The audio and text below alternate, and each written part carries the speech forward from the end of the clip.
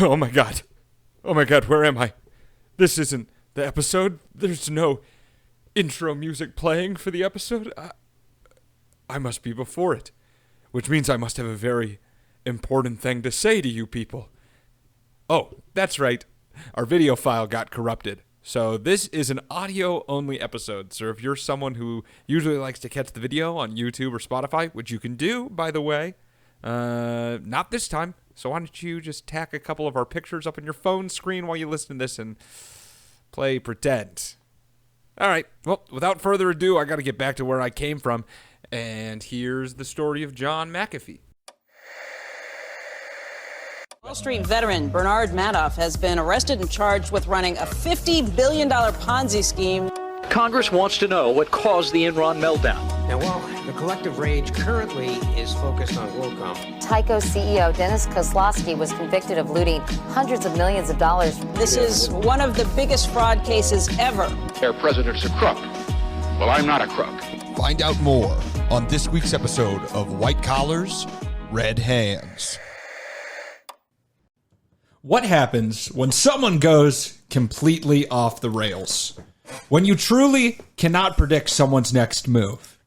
Usually this kind of crazy is the stuff that fuels serial killers, dictators, and the people on the Chicago Red Line at 2 a.m. If you know, you know. If you know, you know. What if you also paired this with incredible talent and a technical discipline desperate for expertise? Well, today we find out as we discuss John McAfee. Yes, that McAfee, which he would never let you forget if you met him in person, of antivirus software fame.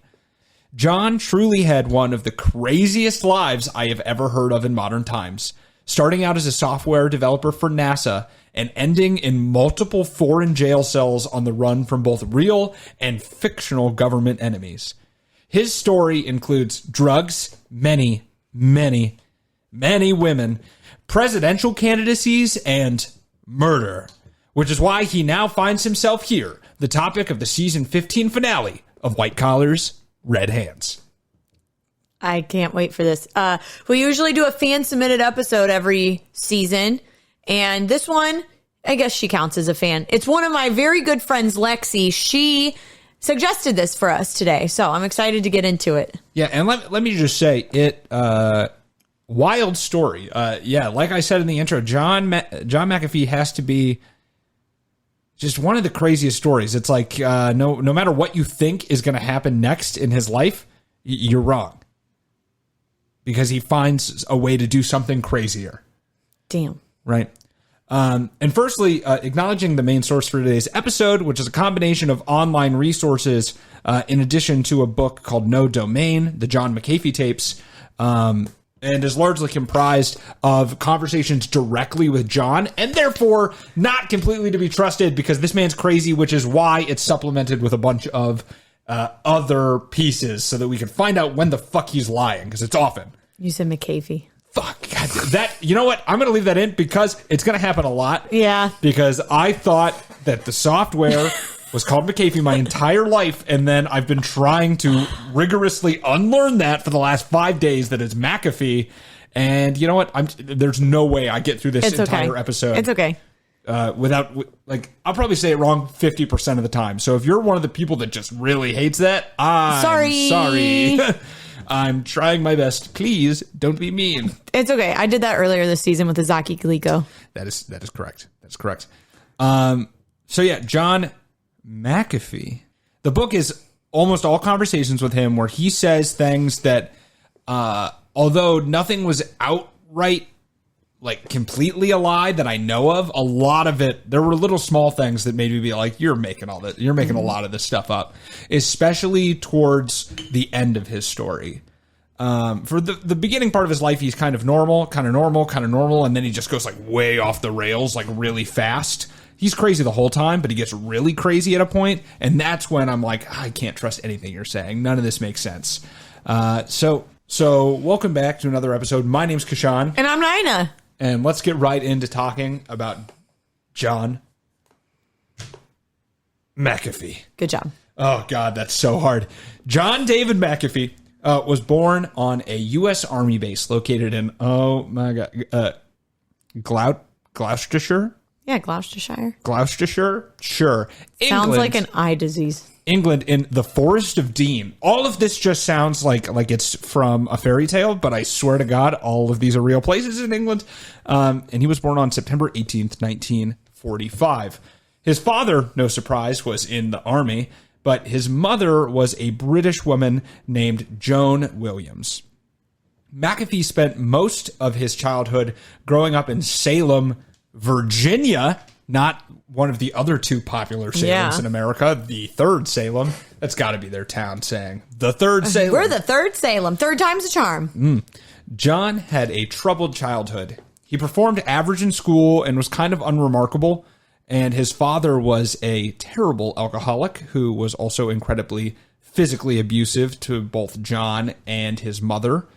When John was 15, though, his father ended up, trigger warning, suicide, took his own life, which John described as saying, although he cried, he actually felt quite happy about it. Wow. So you can tell that obviously not the best childhood situation. That's sad. The Netflix documentary Running with the Devil went one step further and actually alleged that John had confessed to his friends that he had been the one to shoot his father and that he had framed it to look like a suicide. There were some like direct quotes from him where he said, I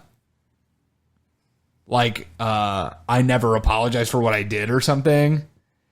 Like to where if you read between the lines, it definitely seemed like he was saying I had something to do with it.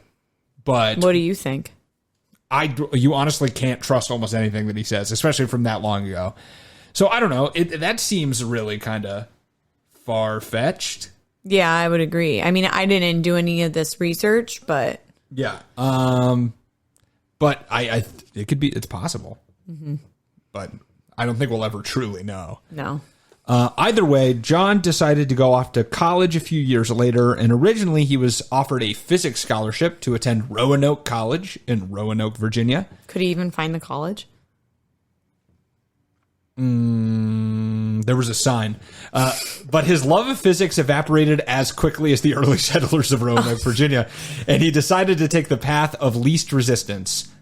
Finding out that he would have to take all of the classes necessary to get a math degree anyway, he just switched his major and graduated in 1967 with a degree in mathematics. I mean, I don't blame him. Yeah, he was like, I got to take all this math anyway. I'll just get that degree and I don't have to take these extra classes. That's fair. And that kind of path of least resistance is definitely something that was appealing to John. And you'll find that out later. Of course, he said that the program was quite easy for him. Math came naturally to him, so he would not go to class. He would simply read the textbook and then turn in homeworks and show up to exams. He says he spent most of his days and nights getting drunk and high with his friends. And these undertones of alcohol and drug abuse would also be present and even explain a large majority of his life. I mean, it's genetic, so it runs in the family. So it's not super surprising that he struggled with this, considering his dad did. He definitely didn't.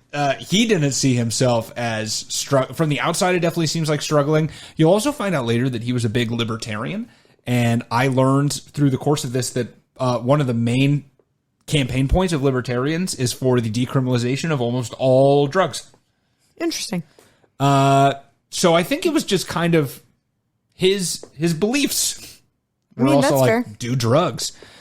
He also said things like, I would never advocate that anyone drink, do drugs, or what was it? It was like drink, do drugs, or be crazy. But it's always worked well for me.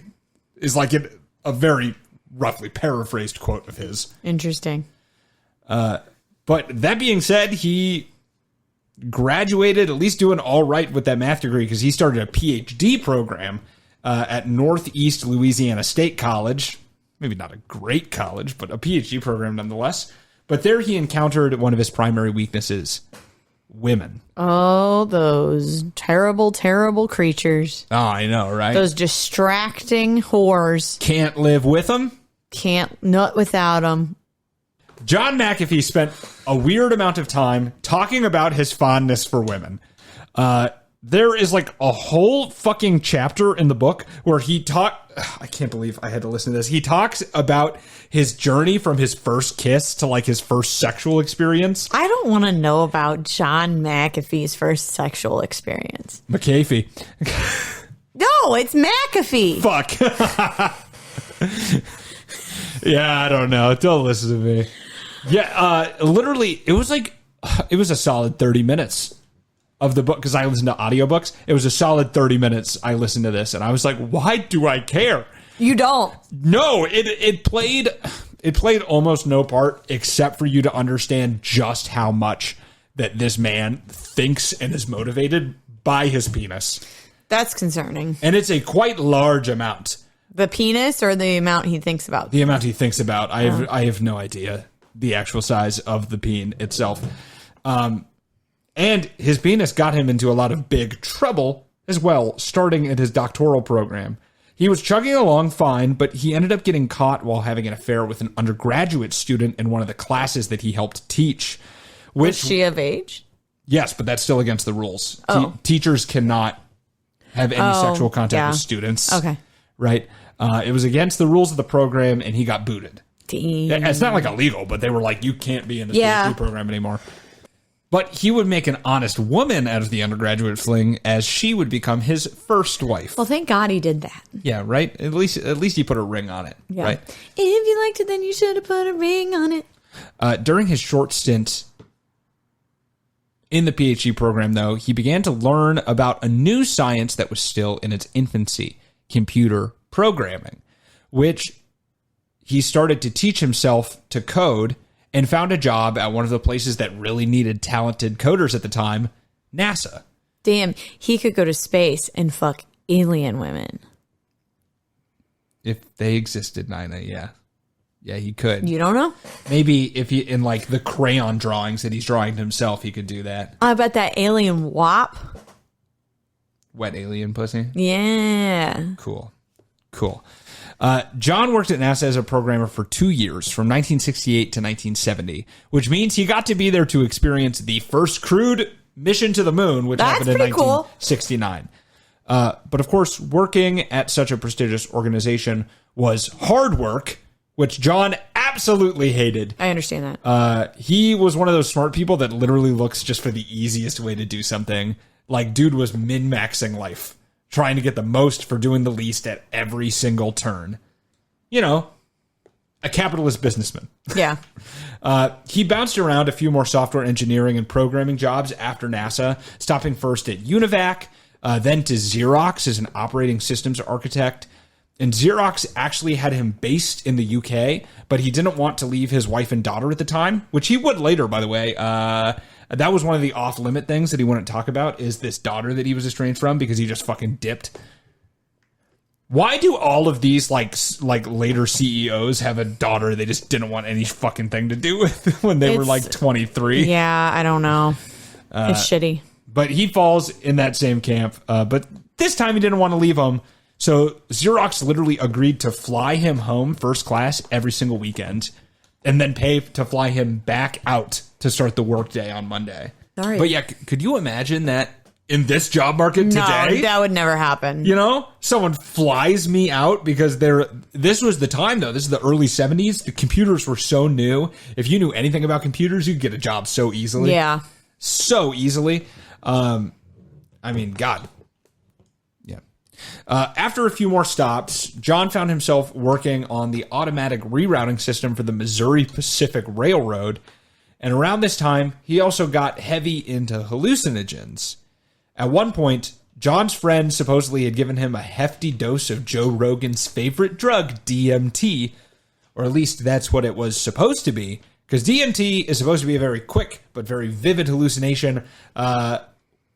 You see crazy shit, but it only lasts for about 15 minutes, which is why it got the nickname The Business Trip, because you could do it and then you could do it on your lunch break and go back to work. And it wouldn't really affect you and it'd be over. My God, I could not imagine doing DMT on my lunch hour. I don't think many people were, but, you know. However, John said that whatever he took made him lose connection with reality for an extended period of time, to the point that he did not know what he did for multiple days afterwards and did not feel wholly himself again for 3 months. That's crazy. Which, that to me sounds like acid. Yeah. It sounds like he dropped a fuck ton of acid. Because I know that can happen to people when they take a lot of acid. The Missouri Railroad eventually fired him a couple of weeks into this like fugue state that he was in, since he was showing up to work but not really making any sense or doing anything. But they let him show up, I guess, for like 2 weeks, and they were finally like, you gotta go. Yeah. And don't come back. Hey, I've worked with a lot of people who were on drugs and they allowed them to keep coming to work. We worked in the restaurant industry. That's true. Which is wildly different. Wildly different. In my job now, if people showed up on drugs, everyone would be like, get the fuck out. Yeah. Which is kind of how it should be. No, I agree. If I work at a school, so if someone showed up on drugs, it would be a problem. Yeah, you'd be like, go home.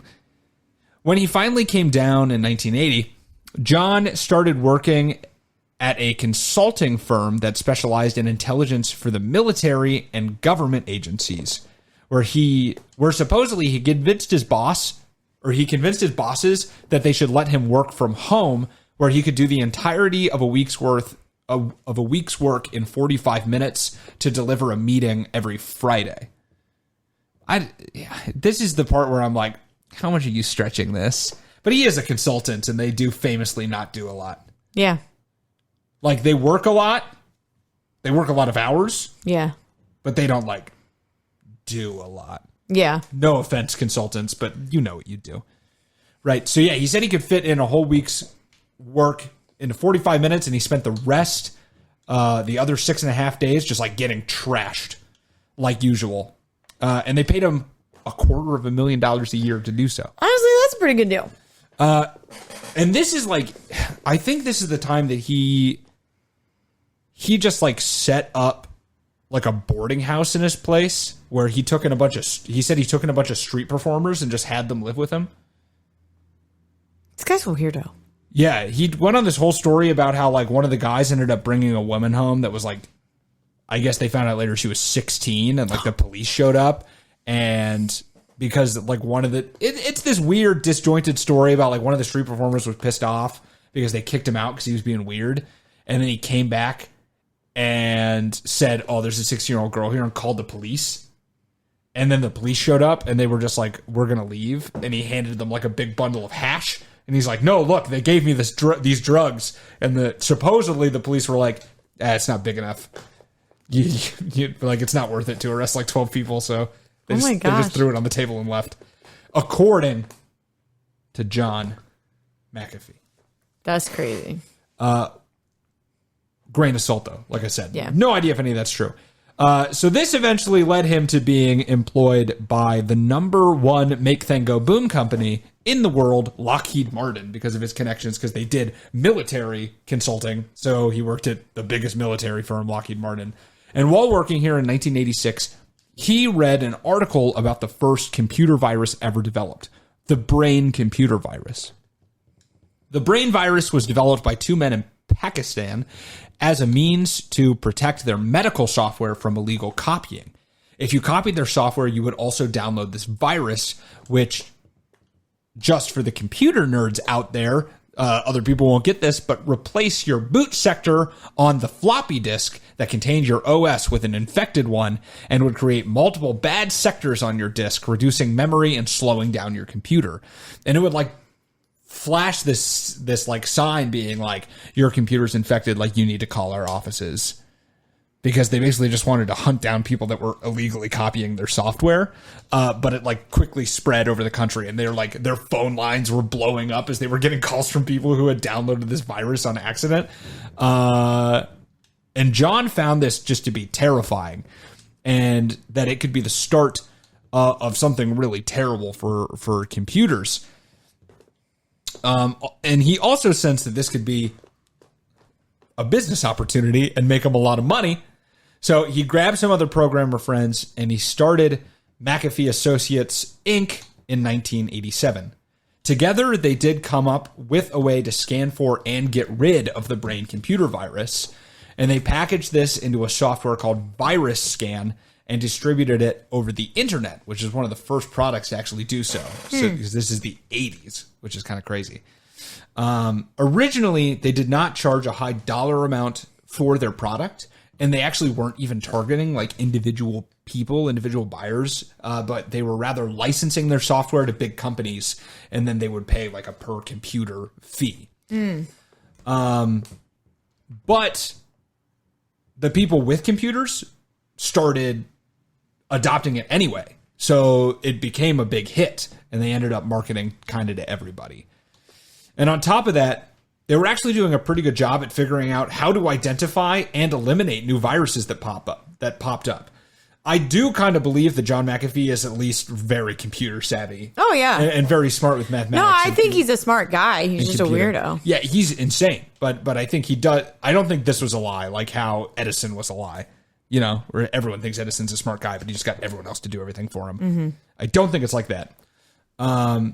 So they found a lot of ways to eliminate new viruses that popped up, which did, in fact, boom a bit in the aftermath of the brain virus, as John had predicted it would, and kind of still is to this day. I mean, malware, spyware is obviously still a thing and a problem. Right. It helps that he actually had gotten sober in 1983, so he had kind of decent mental clarity during this run for the first time and the only time in his life. By the end of the 1980s, McAfee Associates was pulling in $5 million a year.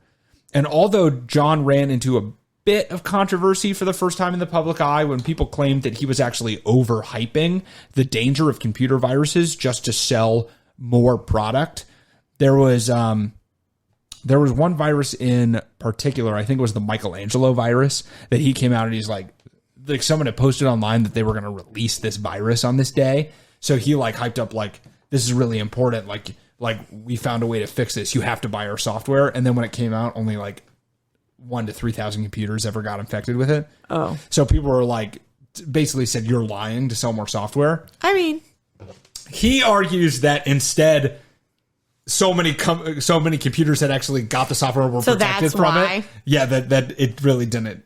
Okay, John. Go that big. But the company kept thriving, and it actually went public in 1992. John even wrote a book on computer viruses during this time, like one of the first books on computer viruses. Although this company that bears his name was where he spent the longest consecutive time, John still was not someone to stay in the same place for long. Which, by the way, I don't mention it, but I think he's already onto his second wife by this time. Oh, no, that makes sense. He ditched that first wife, and I couldn't really find dates for when they were married. Hard to find online. So, already onto his second wife. Her story, she didn't really do much. She was just the second wife. She was just kind of there. Yeah, she's the second wife.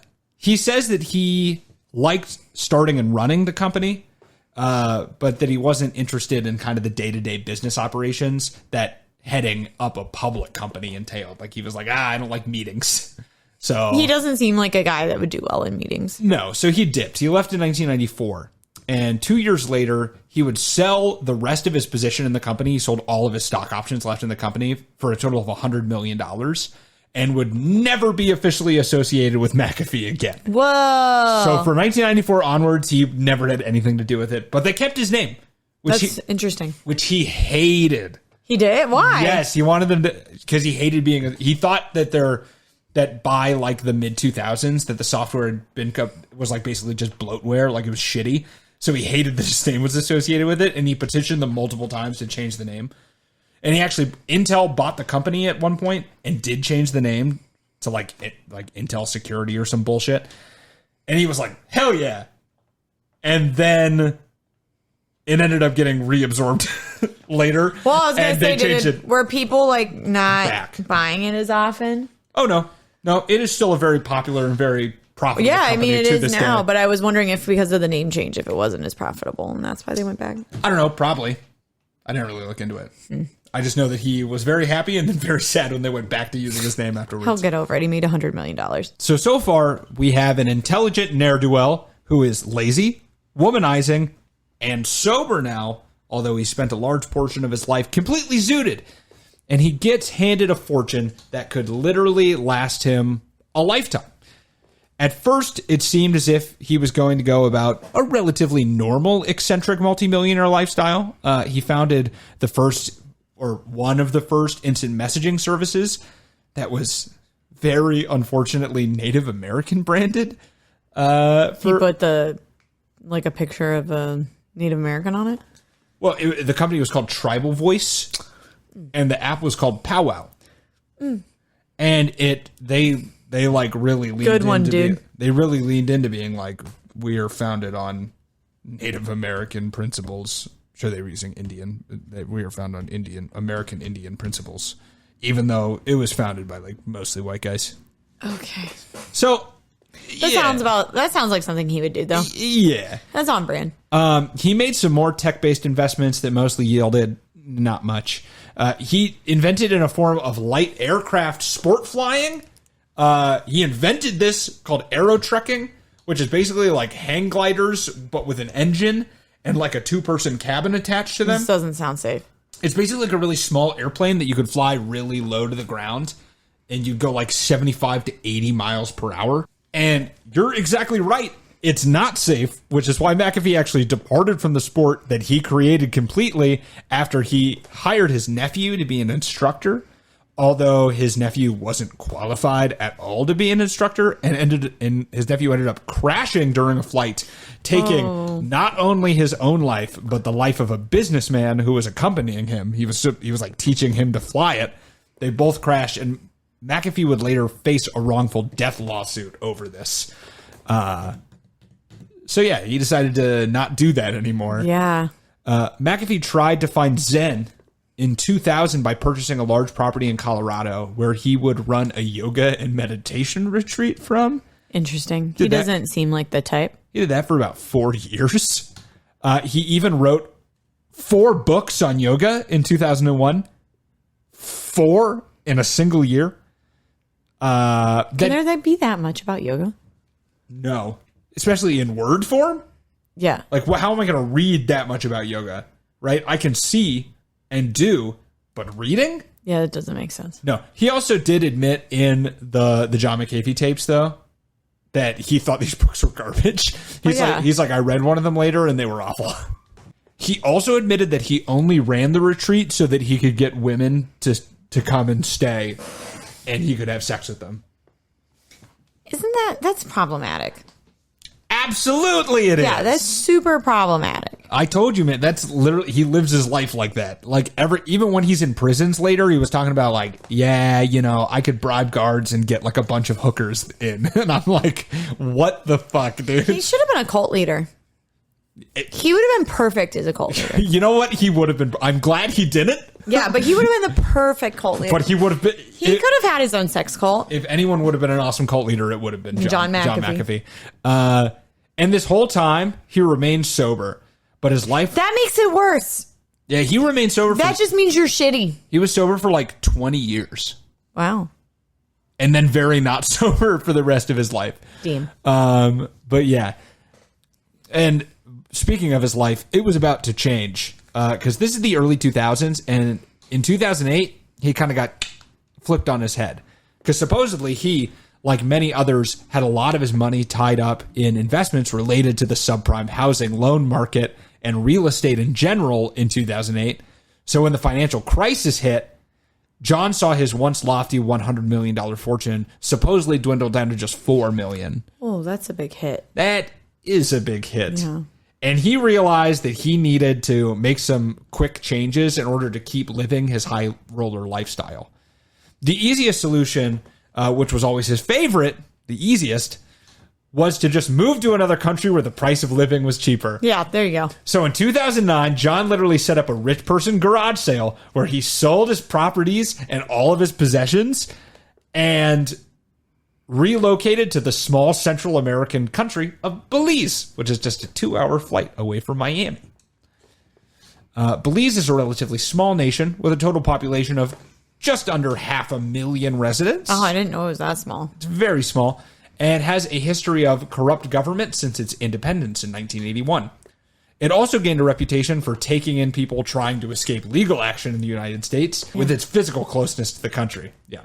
McAfee bought a beachfront mansion on the largest island in Belize, Ambergris Caye, which sports the second largest barrier reef in the world. I didn't know that. Yeah, now you do. And it's a popular tourist destination. During his time in Belize, he spent a lot of time developing a company called Coromex, which was supposed to create natural antibiotics that disrupt bacteria's ability to perform something called quorum sensing, which is just a means that bacteria use to talk to each other chemically by secreting chemicals, which, from someone who works in biology, that doesn't seem like a really good way to develop an antibiotic. But they tried, and they ended up not working well. And the biologist he started the company with, Alison Adonisio, would later come out and accuse him of sexual assault in the Netflix documentary Gringo, The Dangerous Life of John McAfee. Oh, John McAfee. Which, of course, if you ask him, smear campaign. Well, yeah, I mean, of course, he's not going to... Very few people who have committed sexual assault will be like, oh, yeah, I sexually assaulted that person. That was me. Oh, yeah, that was me. No, they don't really do that. So. Yeah, according to his words, she was upset because he didn't let her take any of the lab stuff when they ended the company. So she mounted a campaign to discredit him through a Netflix documentary. Okay, John. Whatever. Which I didn't even go into it, but there's also a bunch more allegations of him having like underage women in his house a bunch in Belize. Yeah, that doesn't surprise me at all. So yeah, given his past, if it walks like a duck and it talks like a duck, it's probably a duck. It's probably an old white man that commits sexual assault against underage women. Okay, am I right? Quack quack. Quack quack. With the rest of his time in Belize, he would mostly drive around the island or spend time at home drinking, as he definitely had fallen off the wagon at this point, and hang out with his 9 dogs. That's disgusting. And it was these dogs that supposedly led John McAfee to murder. John loved guns. He was extremely paranoid, maybe because of the meth that he said he had started using at this point. Wow. Yeah, he was like, oh no, I do drugs now. We are okay. He was always like, cocaine, weed. Yeah, they were just the normal stuff. But this is his like, I'm in my meth era, In Belize? Yeah, it was cheap. I don't think is it that expensive here? It's cheaper in Belize. I'm sure it is cheaper in Belize. So I don't know. And he kept guns around every part of his house and threatened to use them often. In the documentary I watched, he pulled a gun on people like twice, which is 2 more times than you should have to pull a gun on someone who was not doing anything. Yeah, what the heck? And one such instance was when his American neighbor, Gregory Fall, complained to McAfee about his dogs barking all the time, and he threatened to poison his dogs, which is also not cool, okay? I get it. But he said, I'm going to poison those dogs if you don't get them under control. And McAfee was later heard saying to one of his friends that he would shoot Fall if he did anything of the sort. And then all of that played out exactly as predicted, because 3 days after the threat, some of McAfee's dogs were found dead, apparently poisoned. And then a few days after that, Gregory Fall was found dead in his home via a single gunshot wound to his head. Oh, my God. And then worse, when the police went to ask McAfee some questions, he was nowhere to be found. If it walks like a duck and it talks like a duck, it probably committed murder. It's probably an old white guy high on meth that just shot a man for poisoning his dogs. Quack, quack. If you believe McAfee, which, once again, I would caution against, he said he ran because the police would frame him for the murder no matter what he said. He tells a story about... I can't believe some of this. He tells a story about him paying off a cartel guy to scare off a bunch of other drug dealers from Ambergris Caye, the island he was on, to like clean up the neighborhood. And then and then he says the government actually got upset at him for doing that because the government's so corrupt that they make a lot of money off the drug trade. That I might believe. So they wanted to they were out to get him. And he also said that he had sold software or worked with the Belizean government on cybersecurity issues and that he had put like keystroke software on their machines, which is where you can like read all their emails and stuff they write on their computers. And he knew a lot of secrets about the Belizean government that he kept threatening to release after this, but that they were worried and that they were going to frame him for this murder. Some of it I kind of believe. Yeah, he also said that he like hid in his attic while they raided his home and then like snuck out afterwards. They didn't check the attic? That's what I was thinking. If it didn't work for Anne Frank, it's not going to work for you. I don't think he was hiding in an attic. I just really don't. No, I don't think so either. Especially because he's like 60 at this time. So like, nah, dude. After this though, John McAfee went on the run, and the Belizean prime minister went on public television and said that McAfee was paranoid and potentially bonkers. He used the word bonkers on national television to describe him, and honestly, fitting. Either way, McAfee, some friends, and his Guatemalan girlfriend named Sam. Her Guatemalan girlfriend named Sam? Yeah, her name is Sam. I don't know. It's probably short for Samantha. Or Samuela. Something. And a documentary film crew. He got a documentary film crew to come out and go on the run with him. And he escaped and illegally crossed the border into Guatemala while being hunted by the police. And he wanted that filmed? Supposedly, if you listen to him, right, he said that people were reaching out to him to get a story, and he thought, well, if there's 2 more people here, maybe they can just help me run. Like, it'd be nice to have some extra people in the party, and maybe they'll also, he loves attention. Mm-hmm. So he was like, yeah, fuck yeah, write a story about me. Let's go. Okay. And at first, Belize and the rest of the world didn't really know where they were, right? Like, there were rumors that they had fled to Guatemala, but it was speculation at that point. But the documentary film crew, which was from Vice, ended up getting a picture uploaded to their blog with the title like it literally was something like we're in the jungle right now with John McAfee, motherfuckers, like bragging. Well, they left the metadata in the picture that they uploaded to that blog post that had the exact coordinates from where the picture was taken. Idiot. So people found where he was like immediately. So yeah, they accidentally gave away their position, and in the documentary with the film, they're like, we have to go. Like, they found out they did that, and they're like, pack up, we have to leave now. And they had to keep moving. And once he made it further into Guatemala, he was immediately detained since he did not have an exit stamp on his passport from Belize, so he immigrated illegally. But in an insane bit of luck, which I later found out in the book he said was not luck, Sam's uncle just happened to be the former Attorney General of Guatemala, like the highest legal position in Guatemala. Wow, he got lucky. He said later that he had 2 women with him, actually, and when they got on the boat to go from Belize to Guatemala, he could only take one of them, and that he chose her because he knew that her uncle was the Attorney General of Guatemala. I mean, that only makes sense. It's also weird, though, because then he said he proposed to her there. Well, yeah. They never got married, but he proposed to her there and gave her a ring and everything. I'm like, this is so fucking crazy. What is going on right now? I mean, if it's her husband, they'll like more than likely keep helping him. I don't know. Maybe that's what it was. Also, supposedly he paid her uncle $100,000 though. He was like, I'll get you $100,000 if you come and help me right now. And he was like, all right, sounds good, dog. He showed up saying that he could get them off the hook, right? But John was again arrested outside of his hotel later that evening and taken to jail, where they told him that unless like a judge stopped the proceeding, that they would be returning him to Belize like the next day at noon. And this is when John put on his thinking cap. And he's like, you know what I should do? I should fake a heart attack. And that's what he did.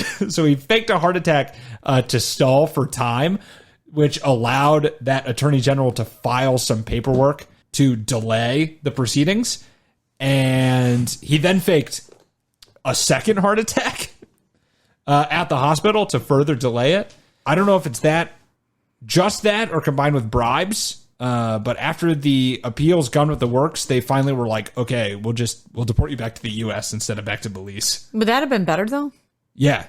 Okay. He's not wanted for anything in the U.S. right now. Oh, yeah.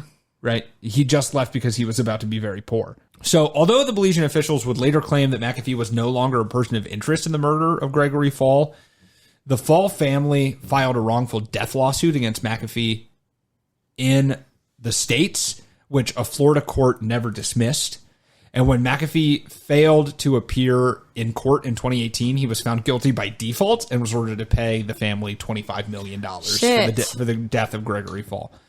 The case, however, remains unsolved. So if it was someone else, they were never found or arrested. I'm pretty sure it was him, though. Like, all the clues lead to that. Yeah, so the author of the book makes a point that it's like, he seemed pretty genuine when he said he didn't do it. And I'm like, he's a narcissist, though, and I think he can say things to make you believe whatever he wants you to believe. Yeah. So I don't know. Also, I think the author sucked this guy's dick a little bit too much for my liking. Mm-hmm. Like, he said that he, like, cried when he learned that John McAfee died, and I was like, this guy kind of sucked. Kind of a little bitch. But he is surrounded by people that are like, he was great. He was fun. I love being with him. Interesting. I'm sure he was a lot of fun. He's got like a weird, like, he seems really genuine a lot of the times.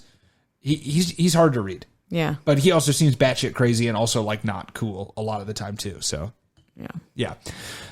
After his flight from Belize to Guatemala and return to the U.S., he continued his slow descent into madness. He ditched Sam, the Guatemalan girlfriend that he may have literally owed his life to in 2013, in order to start dating a prostitute that solicited him for sex in Miami named Janice. I mean, that seems, that makes sense. It's right in line with what he'd do. The two would actually go on to be married, even though McAfee claims that she has literally tried to kill him multiple times in the past. I believe that too. He's like, I never fully trusted her, and I will never fully trust her because for the first 3 years we were married, she was still in love with her pimp and was conspiring to kill me with the cartel multiple times. And I was like, what? How? Okay, I believed everything until he said cartel. She also admits to that. Oh, well, then maybe it happened. She said, yes, we got in a fight once, and I called my pimp, and he got me in contact with this guy from the cartel, and they wanted me to poison him. And I was like, what? What is your life? But okay. He also released an unhinged, while mildly funny video in 2013 called How to Uninstall McAfee Antivirus, which featured him doing a bunch of cocaine with a silly straw while strippers grinded on him, and a nerdy guy talked about how to uninstall the software while also getting grinded on. Wasn't he 65 at this point? Yeah, and he's shirtless and he's got all these tattoos and shit on his back. It's wild. Honestly, go watch it. Go watch it. I want to watch it. It's mildly funny. So after 2 more years of failed business ventures, John McAfee decided if other crazy rich men who were terrible womanizers and talked as if they had brain damage were doing it, why not run for the highest office in the country? Oh, beautiful. So in 2015, McAfee announced his candidacy for president, firstly under a newly formed party called the Cyber Party, but quickly pivoting and running as a libertarian, which he has just as much chance of becoming the president as a libertarian as part of the Cyber Party. Yeah, accurate. Funnily enough, he polled well. Also, he finished second in the primaries and third at the Libertarian National Convention, losing the bid to Gary Johnson. Isn't he always that libertarian? Pretty much. Yeah. This man he must get off on coming in third. Yeah, he's a cuck. Mm-hmm. He also did really live out those libertarian views. Libertarians believe in almost complete restriction of the government, wanting to abolish the IRS completely. Many of them will say taxes are illegal. Taxation is theft. Yes, for a variety of reasons, because, hey, we don't need roads. McAfee also thought taxes were illegal and did not file a tax return for at least 10 consecutive years. Come on, dude. Which is, no surprise, illegal. And that is why in June of 2019, he was indicted for tax evasion, and the IRS alleged that he had made millions of dollars without ever paying taxes, including large gains from cryptocurrency, which he had gotten really into. This man had a tattoo on his back of a cryptocurrency called Skycoin, which I won't get into what Skycoin is because it was boring and I don't want to tell it to you. But most of these altcoins, as they're called, are complete trash, as we've talked about on a couple of episodes, and scams. So this is all while he was campaigning for another presidential candidacy in 2020.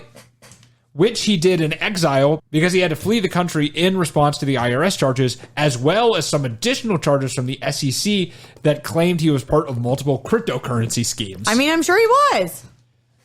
Well, yes, the SEC alleged that John touted cryptocurrency on Twitter, claiming to not be affiliated with the coins in any way and not financially compensated for the blog. But in reality, John was paid multiple millions of dollars for these deals, which turned out to eventually be rug pulls. They were scams that he was saying that he wasn't getting money from to promote, but he was. And he even went as far as to promote crypto that he was actively trying to sell, and he was having trouble finding a buyer. So he'd go to Twitter and make all these false claims about the cryptocurrency to inflate its price and get people to buy it so that you could offload it, which is, I don't know if that's illegal. I think it's illegal if you're lying about not financially benefiting from it. So, while on the run, McAfee was arrested in the Dominican Republic when they found more than 20 high-caliber weapons on the yacht that he would ride around countries. Dude, you're 70. Yeah, and when they boarded the boat, too, they were like, you can only have 3 guns and 200 rounds of ammunition. He had 20. And what? And literally in front of these people, he was like, you got to get, like, someone give me at least one of these guns. I have to be armed. And I was like, oh, this guy should not have guns. No, you should not have guns. He is mentally unstable. So the weapons were seized, and the group he was traveling with was jailed for 4 days before being released. And then he obviously left the Dominican Republic, and he eventually made his way to Spain, where he would post multiple videos of himself in nightclubs on social media, like with strippers dancing, and he was drunk, falling over chairs. It was hilariously sad. And because of this, he was quickly arrested in October of 2020 at the request of the U.S. because we have decent relations with Spain. Yeah. And on June 23rd, 2021, the Spanish National Court authorized that John McAfee could be extradited to the United States to face those tax evasion charges. And just a few hours later, John McAfee was found dead in his cell by an apparent suicide by hanging at the age of 75. So, in the wake of the Epstein didn't kill himself rumors, which were about less than a year old at this point, or just over a year old, rumors were immediately circulated that claimed McAfee did not actually kill himself, but was murdered. He claimed multiple times throughout his life to have used spying software like he did in Belize to learn the secrets of government officials in other countries as well. So, he also said that he did it in the U.S. and that he knew secrets about the CIA, but he never posted anything about it. He did post on Twitter at one point that if he had apparently committed suicide ever, that it was fake and that he was whacked, and to check his right arm where he got a tattoo that said $ whacked on it. And this was a year and a half before this happened. So he was like, I will never kill myself. If it ever looks like I committed suicide, the government did it. I got this tattoo to prove it. Well, that part doesn't make a whole lot of sense, but okay. Yeah, I don't know what the tattoo I don't get what the tattoo has to do with anything, but okay. I don't know either. He also had made a tweet previously that he was receiving threats from the government and that they were saying they were going to kill yourself. They were going to kill yourself? Yeah. Like they were basically we're gonna kill yourself. And most people who talked to him that day also said he didn't seem suicidal. He was also fucking annoying, so they might have just killed him for that. On top of that, the Spanish authorities refused to release his body to his family for like an extended period of time, like multiple years. Oh. And didn't send his body back to the U.S. until December of 2023. So it's out there for 2 years? It was a year and a half, yeah, because this is June gross. 2021, and they gave the body back in December 2023. It was in a fridge in a morgue for a year and a half. Ew. And the whole time, Janice was like, his wife was really trying to get his body back, because she was like, we need to perform an autopsy to make sure that, you know, they're not lying. But she was also broke at that time, so he had no money by the end of his life. I mean, that doesn't shock me. I don't know where he was getting the money to like be on these yachts and shit and like fuel them, but he really would do it. He was running out. Going a step further than claiming not that the government killed him and faked it as a suicide, Sam, you remember Sam, who he ditched for Janice, claims that she received a call 2 weeks after his death from John asking her to run away with him, and claiming that he bribed Spanish officials to fake his death so that he wouldn't get extradited back to the U.S. That's what she claims. But he was clearly dead.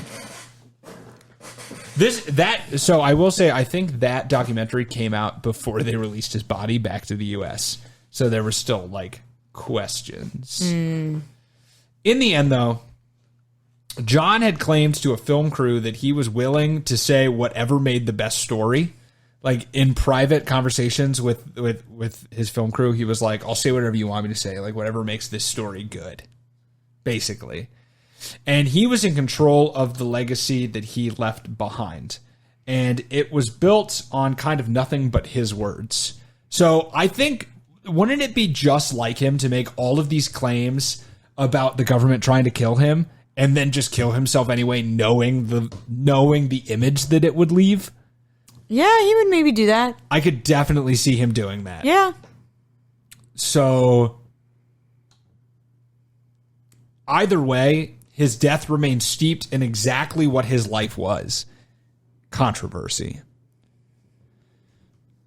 So John McAfee was a truly weird guy. He had multiple faults. He overindulged in drugs. He definitely had some sort of narcissistic personality disorder. He might have literally killed a guy or two, but hey, I guess you got to give him one thing. He always lived life his way, for whatever that's worth, albeit his extremely shitty way. He at least knows how to tell a story and have a legacy. Not every person can invent computer safety, run a yoga retreat, amass a fortune of $100 million to mostly lose it all, live in another country only to flee its borders under the cover of darkness, mount not one but two failed presidential campaigns while openly admitting to doing meth and sleeping with hookers, marry one of these hookers while constantly believing that she is trying to kill him because she is still in love with her pimp, and then either fake your own death, commit suicide while hyping up the fact that you weren't for years before, or having the government kill yourself. No. Only one man could have had such a stupid but story-rich life, and that's John McAfee. So in his honor, I'm switching to Norton's. And that is, there's more to the story. Those are the highlights. Oh my God. Right, so... Did he have more kids?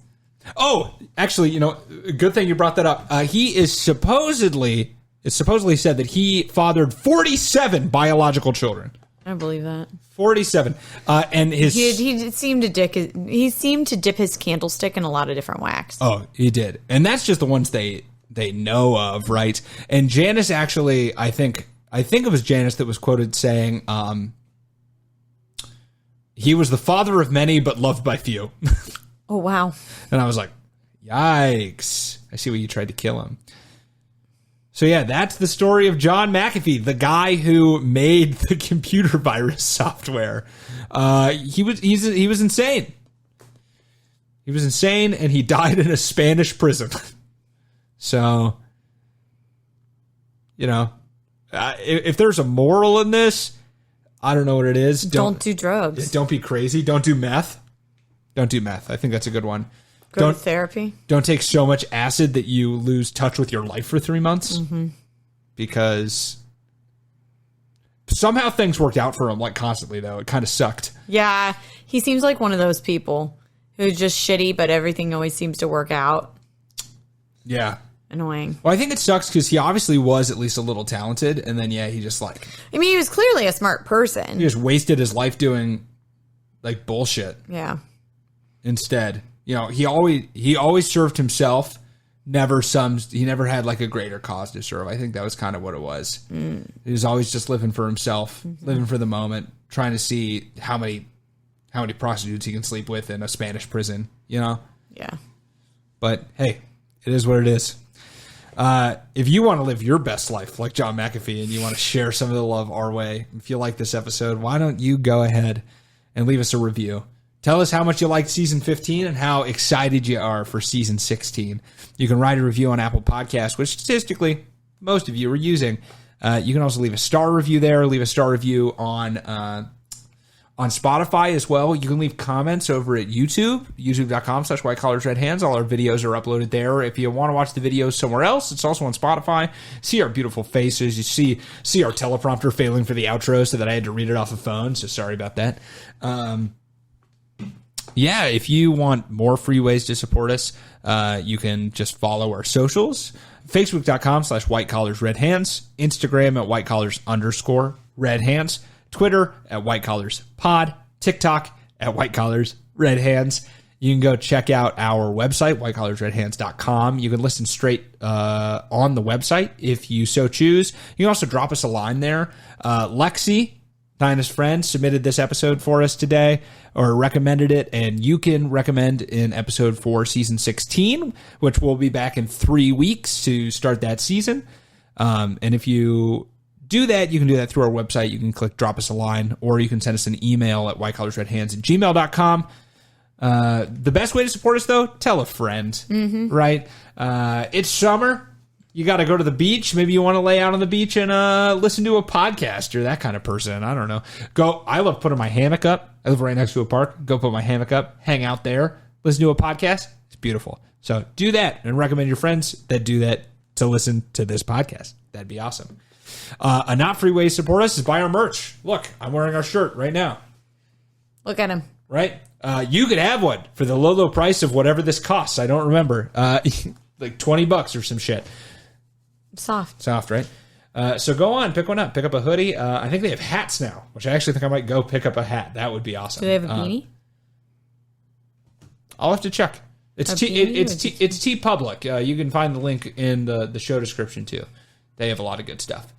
Is that everything? I think so. That feels like everything. That's the season finale. That was the season finale. Yeah. How does it feel? 15 seasons. Does it feel any different than 14? No. No, yeah, it's just kind of, they're rolling. They're rolling now. They're rolling. This one went fast. They go faster and faster. I'm not going to lie. Every time I'm just like, yeah, we did more. I'm happy that a lot of, or at least the past 2-3 episodes I've done, I was able to, I've always had a goal of trying to actually read a book on every subject I do. I'm not doing that. And I know you're not. You've never read a book in 20 years or whatever. 30 years? How old are you? I've read a book in my life. Okay. One fish, two fish, red fish, blue fish does not count. I don't think I've read a book in like 5 years. I borrowed that book from you. I still haven't opened it. I have had a literary renaissance. I've gotten back into books recently. Oh, look at you. Because of audiobooks. Because I can never sit down and read. If it's an audiobook, then that's a whole different story. Well, then do that. I've listened to multiple audiobooks this year. Those count, Nina. All right, then I've listened to some books. There we go. So you could listen to books for your episodes, right? Yeah. Yeah. If they had a book, yeah.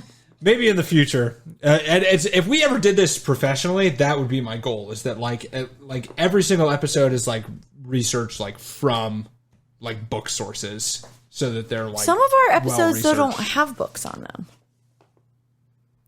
Like the one last week happened last year. There's not a book written on it. Fair enough. Yeah. There might be some though, like if you really look, but I mean, it depends on the episode. If it's something older, yeah. This happened like 2 years ago. There's 4 books on it. Yeah. So they get them out fast.